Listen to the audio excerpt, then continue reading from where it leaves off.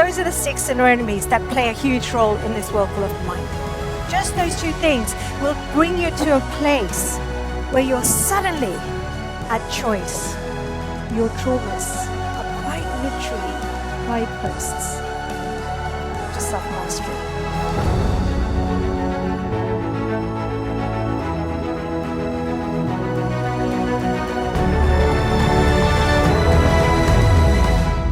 Something I need you to know before I can go on with this talk is a confession.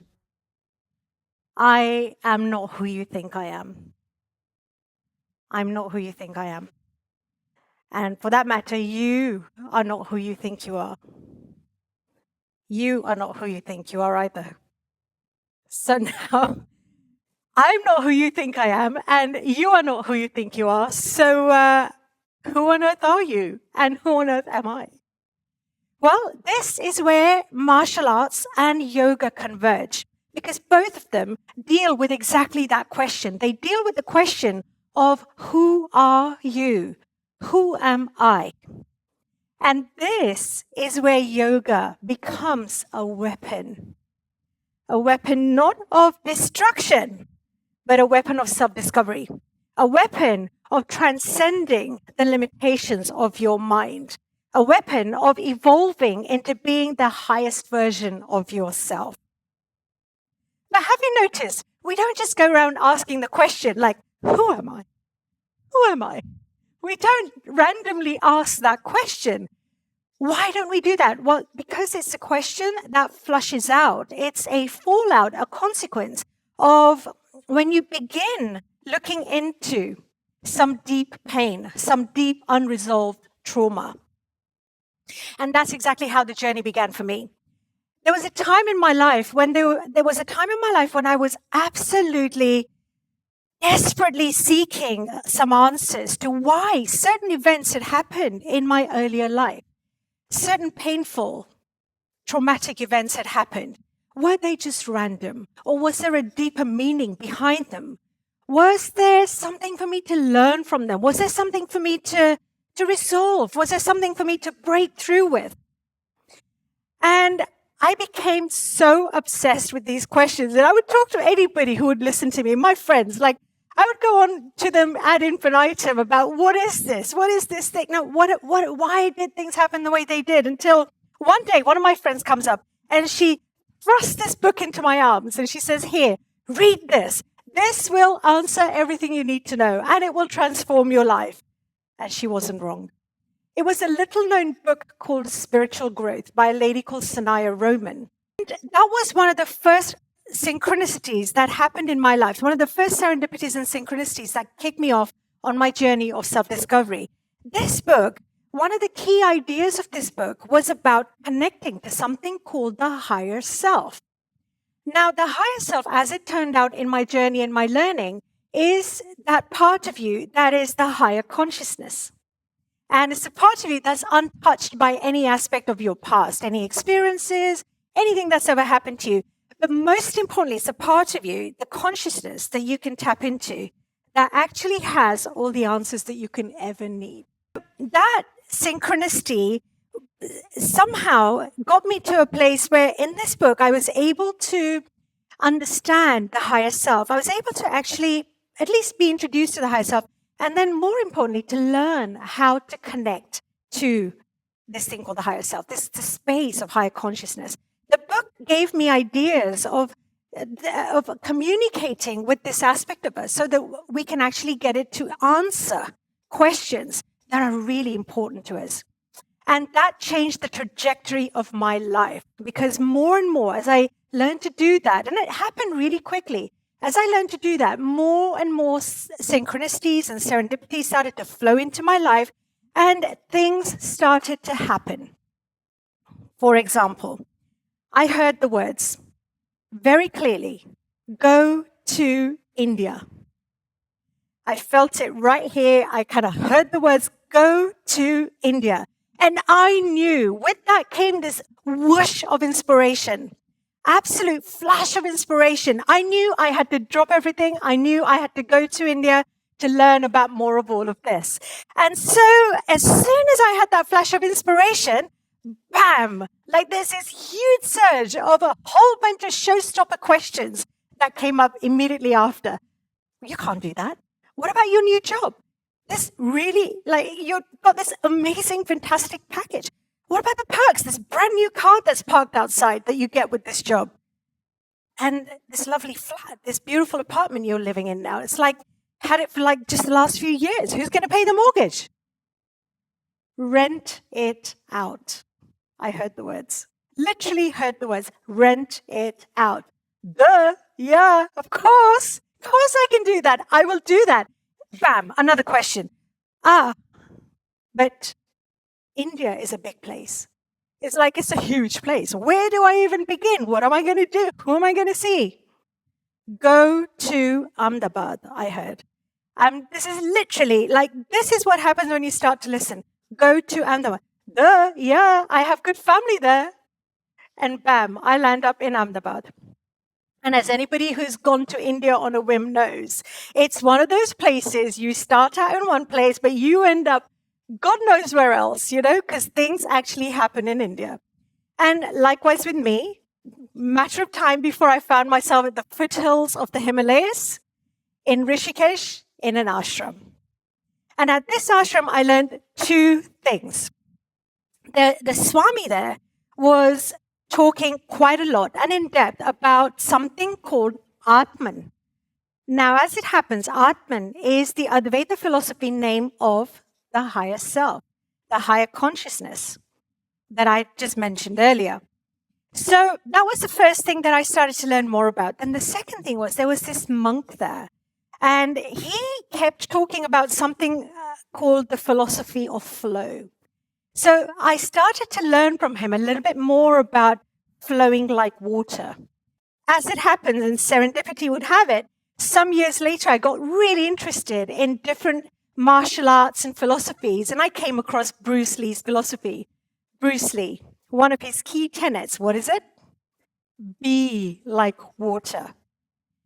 This is another place where martial arts and yoga converge, because both of them are concerned with two things. The first thing is developing a muscle in self-discipline. And the second thing is elevating into higher self-awareness. Yoga and martial arts, both of them are concerned with exactly that. And so I actually see yoga as a martial art. Like in martial arts, you can be doing a posture, learning a posture that can take you years of daily practice. The postures that mind can't even imagine. It's like mind can't fathom how you ever get into that. When people see you do these things, you do that. Well, how you do that is by developing ninja focus and concentration that actually not only transforms your body, but that actually transforms, or rather creates, a mind of solid self-discipline. In the process of all of that, the other thing that automatically happens is you gain an elevation in your awareness, self-awareness. There's a yoga guru of mine who says, he's an Ashtanga yoga guru, very well known. We can thank him for all the types of yoga that we see out there today. Patabi Joyce, his name is. He used to say, practice and all is coming. Practice and all is coming. That is literally what this focus and concentration does. And in fact, there's a fundamental tenet of yoga that comes in just the second line of a very powerful yoga, very important, significant, powerful yoga text called the Yoga Sutras of Patanjali. Now, Sage Patanjali is, you could say, the founding father of the philosophy of yoga as we know it today. In the second line, he says, Yoga's Chitta Vritti Nirodha. Yoga's Chitta Vritti Nirodha. He says that yoga is the union of the human being with his higher consciousness. Yoga is the union of the human being with his higher consciousness. And man unites with that vast, unbounded consciousness when he gains mastery over the turbulence of the mind, the whirlpool of the mind. Chitta vritti, whirlpool of the mind. I'll talk a lot more about that in a little bit. Now, higher consciousness, as I mentioned earlier, in Advaita philosophy is called Atman. But I also want to introduce you to another thing linked with that, which is the Jiva Atman. Now, the Jiva Atman is the drop of that Atman consciousness. It's the drop that lands in the human body and incarnates the human body and animates the human body. The significant thing about it is that what happens when we're born, we have that Jiva Atman come with us, but it brings with it significant past memories that shape your behaviors in this lifetime. So what is this whirlpool of the mind? I say the whirlpool of the mind is given by all those things that are transient. For example, the body, the thoughts, the emotions, the feelings, and so on.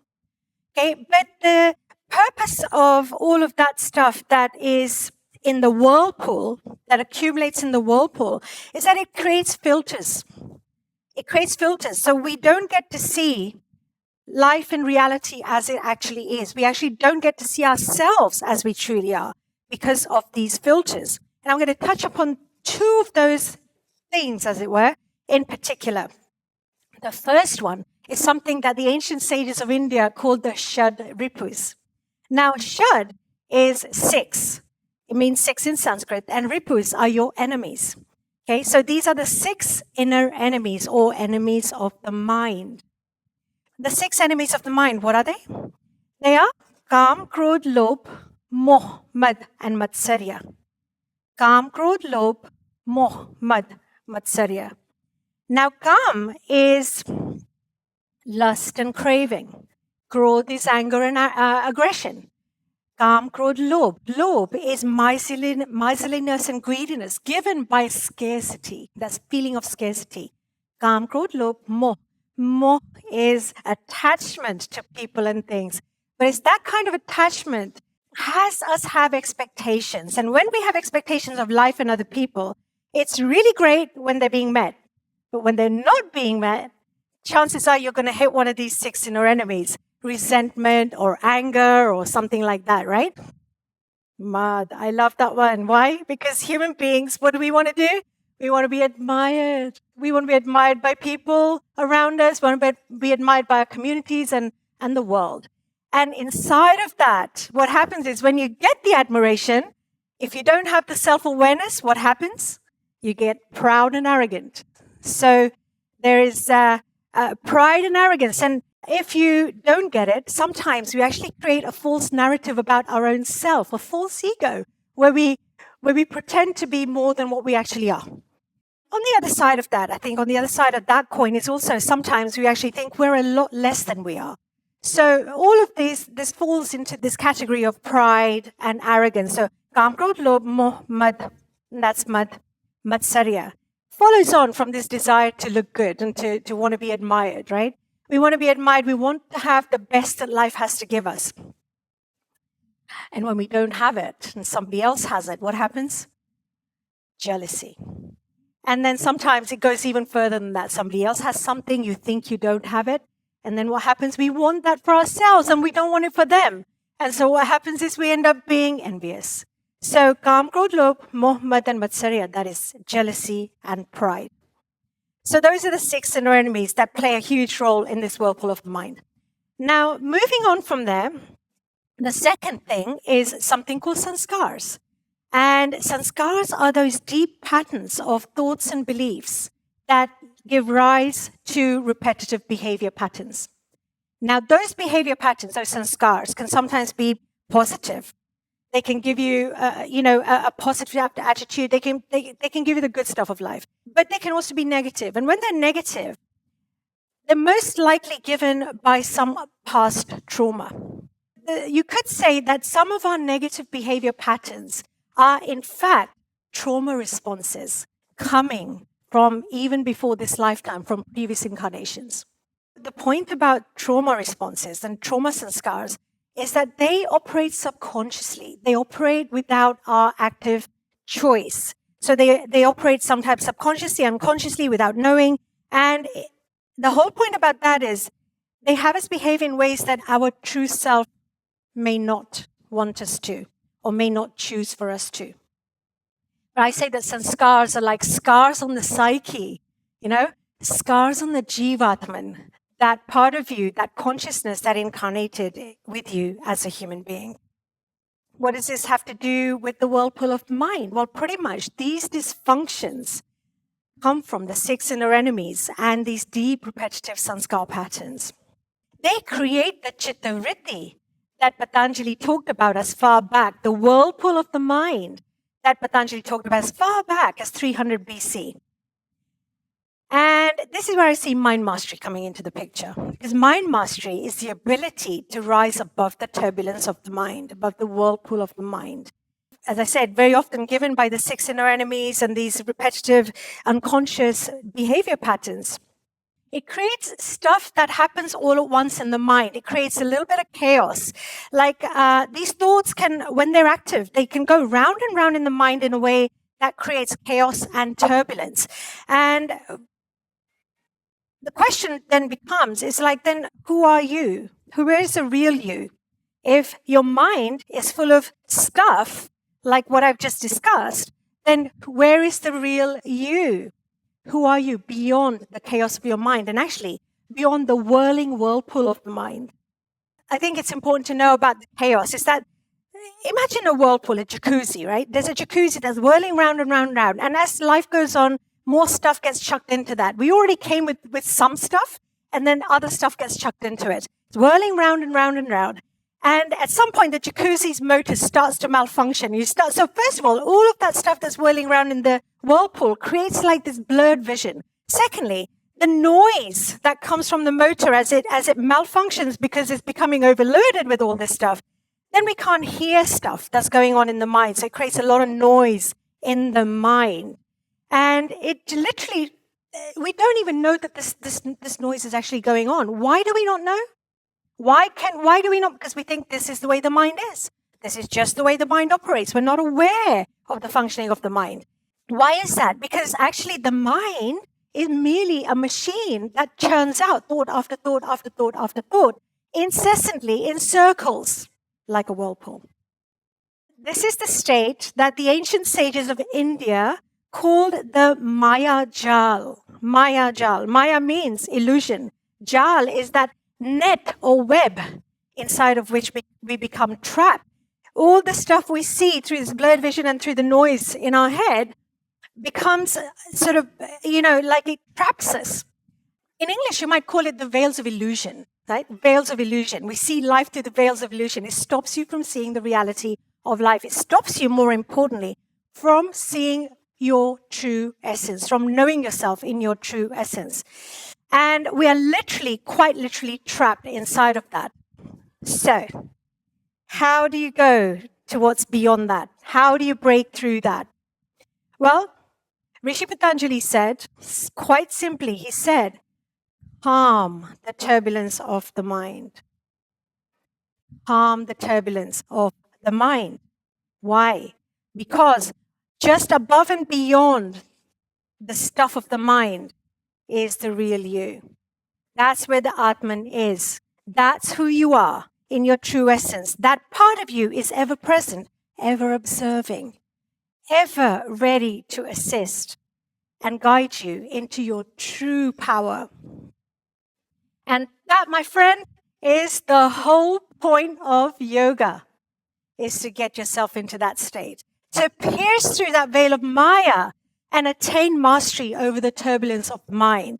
So yoga quite literally is the weapon, the spear that pierces through that Mayajal, that veil of illusion. Imagine you're sitting in a cinema theater in a hall where you've got this movie screen in front of you. All these stories are being projected onto that screen. Yoga, the spear of yoga, self-discipline and self-awareness, is the weapon that pierces through that movie screen where the stories are being projected that you believe to be your life or to be true in some shape or form. The movie that is the story of your life. When you can pierce through that, what happens is you actually get to see through that developed self-discipline, through that self-awareness, you actually get to realize and recognize that all the things that you believe to be real thus far are merely stories that you have been buying into. They're merely stories that you've been buying into. And when you can see that, what happens is that mayajal, that net of illusion just falls to your feet, and you can step outside of that, and you're freed up. And as I said, that takes self-discipline and self-awareness. And this is again where yoga and martial arts become so powerful, because it's self-discipline and self-awareness that stop you now from having your past play out into your future. Once you've stepped outside that mayajal, that net of illusion, beyond the veil of illusion, you're now free to choose. Choice, conscious choice. So coming back to what I mentioned earlier, my inquiry actually began with the question, my inquiry of who am I began with me trying to get some answers to why certain traumatic events had happened in my life. And what I found was that some of my traumas were deep karmic patterns. They were deep karmic patterns coming from not just this life, but previous instances of my being alive. And yet, they were influencing my existing life in such a powerful way. They were actually driving what was happening in my life. Even though that wasn't the real me, they were actually driving my life in a direction where my true potential was being limited. But the real crux of what I've learned on my journey of self-discovery is this, that our traumas are guideposts to our self-mastery. Let that sink in for a second. Your traumas are quite literally guideposts to self-mastery.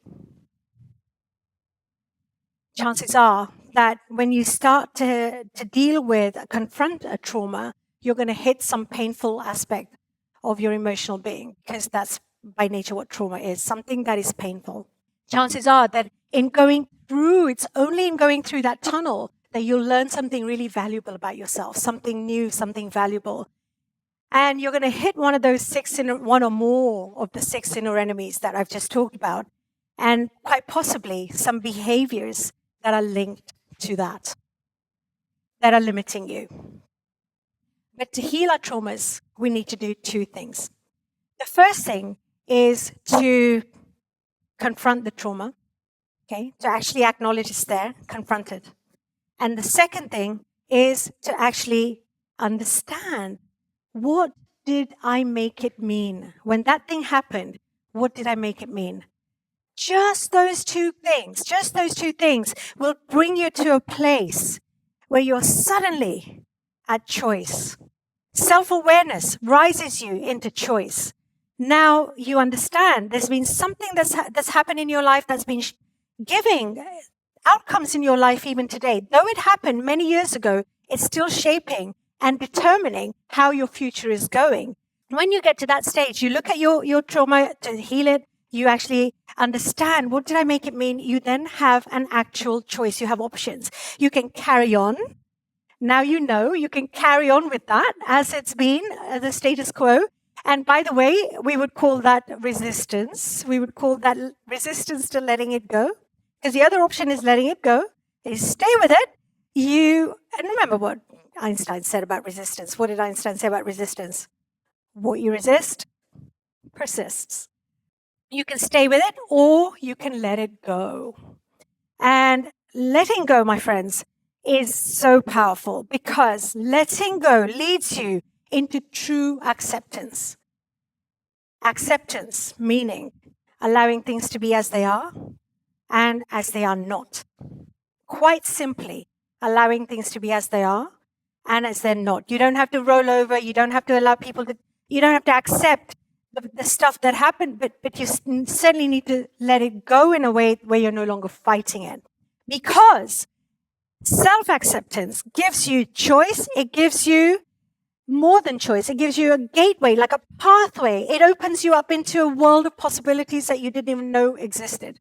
A world of possibilities that were not even anywhere in your mind, because this whole thing was hidden behind all of this whirlpool stuff. When you actually realize that you have this realm of possibilities, the main thing that happens is you can choose from what is for your highest good rather than being dragged along like a fish on a hook given by your past.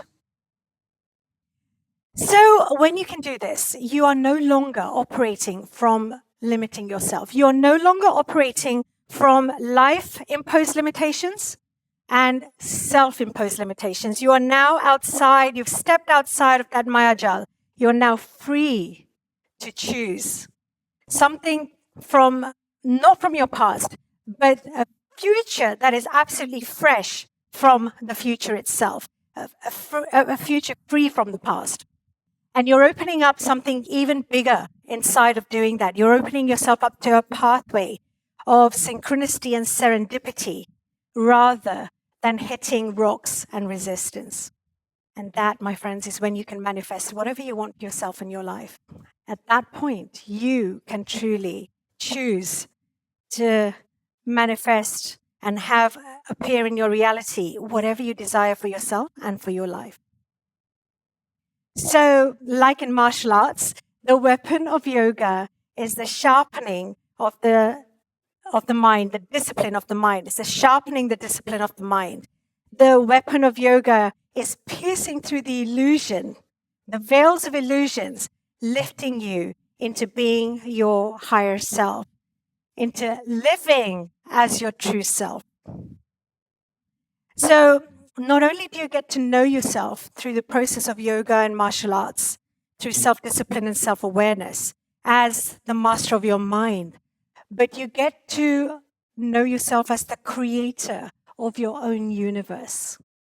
I hope that, like me, you will get value in transforming from living inside, trapped inside of Patanjali's turbulent whirlpool of the mind, to flowing into inner peace and freedom, flowing into true inner freedom, like Bruce Lee's Be Like Water. And remember, practice and all is coming. Thank you so much.